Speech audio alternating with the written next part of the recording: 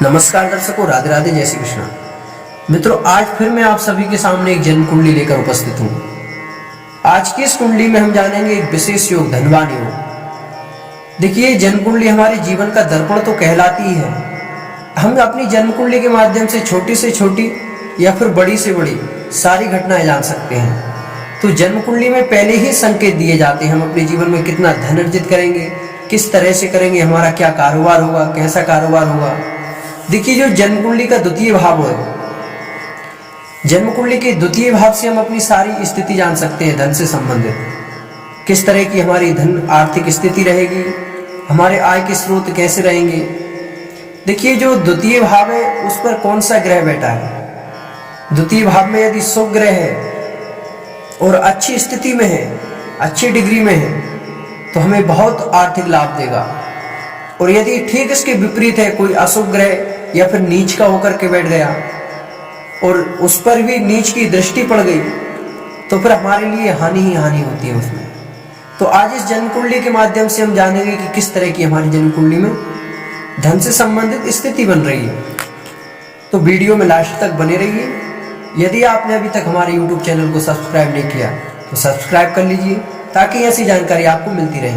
आइए जानते हैं धन योग।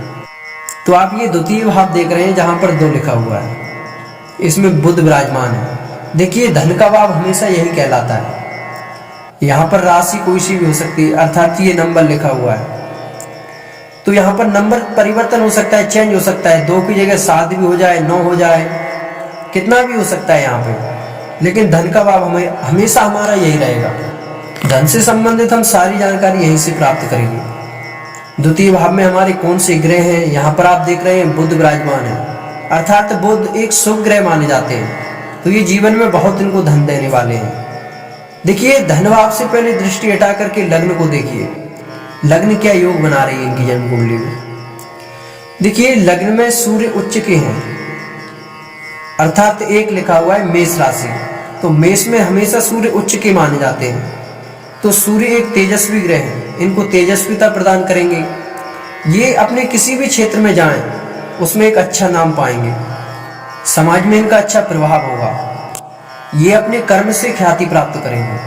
तो आइए अब जानते हैं हम धन के भाव, द्वितीय भाव को। देखिए, धन के भाव में 2 लिखा हुआ है, अर्थात वृष राशि है और बुध विराजमान है।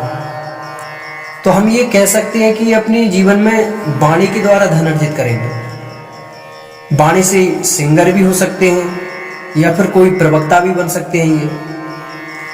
और बुध पर दृष्टि किसकी है?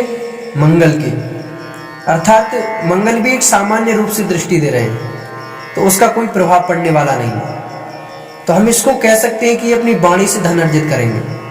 अब हम एक दृष्टि देते हैं। देखिए, जो धन के देवता माने जाते हैं कौन? शनि। शनि कहां पर विराजमान है? धन भाव शनि से दृष्ट है अथवा नहीं है? देखिए, शनि हमेशा 3 और 10 इन भावों को पूर्ण दृष्टि से देखते हैं। सप्तम को तो सभी ग्रह देखते ही हैं, लेकिन शनि ये 2 भाव को और देखते हैं। तो शनिदेव की यहाँ पर दृष्टि है अथवा नहीं है? देखिए, शनिदेव इस भाव को नहीं देख रहे हैं और शनि केंद्र में विराजमान है। केंद्र में विराजमान होकर भी गुरु के साथ है और गुरु है उच्च के, अर्थात शनि दब चुके हैं। तो हम ये कह सकते हैं कि यदि ये जीवन में किसी प्रकार का व्यवसाय करेंगे, बिजनेस करेंगे या फिर लोहे से संबंधित कोई भी कार्य करेंगे, तो उसमें ये असफल रहेंगे, बिजनेस में सफल नहीं हो पाएंगे। हाँ, यदि वाणी से संबंधित कोई कार्य करें तो उसमें अवश्य सफलता प्राप्त करेंगे। माता पिता से इनको पूर्ण सहयोग मिलेगा। कहते हैं ना, पैतृक धन, अर्थात पहले से पैतृक धन इनके पास बहुत सारा होगा। इनको ननहाल से भी सहयोग मिलता है।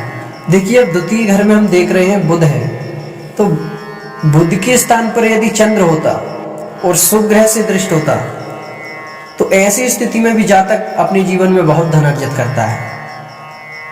ठीक उसके विपरीत चंद्र होता और यदि किसी पाप ग्रह की दृष्टि होती, जैसे शनि, सूर्य या राहु केतु, किसी से भी दृष्ट होता, तो ऐसी स्थिति में गरीबी के योग बन जाते हैं। एक और आप देख सकते हैं, बुध के साथ में यदि सूर्य होते, देखिए सूर्य और बुध जब मिलते हैं तो बुध आदित्य योग बनता है। यह योग बहुत ही शुभ माना जाता है। लेकिन यदि द्वितीय भाव में ये स्थिति बनती है तो ये गरीबी में बदल जाता है। इसे हम गरीब योग भी कहते हैं। द्वितीय भाव में ये सही नहीं रहता। ऐसी स्थिति में व्यक्ति क्या करता है, धन तो बहुत कमाता है।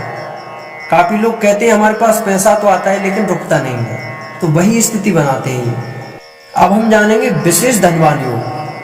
आप यदि कभी किसी धनाढ्य व्यक्ति की, कोई विशेष धनवान व्यक्ति की कुंडली देखेंगे तो ये योग आपको देखने को मिलेगा। वहां पे देखिए, यदि आपके 5वें भाव में सूर्य है और 11वें भाव में गुरु और चतुर्थ भाव में मंगल है, तो ऐसी स्थिति में व्यक्ति करोड़पति बनने से कोई नहीं रोक पाता।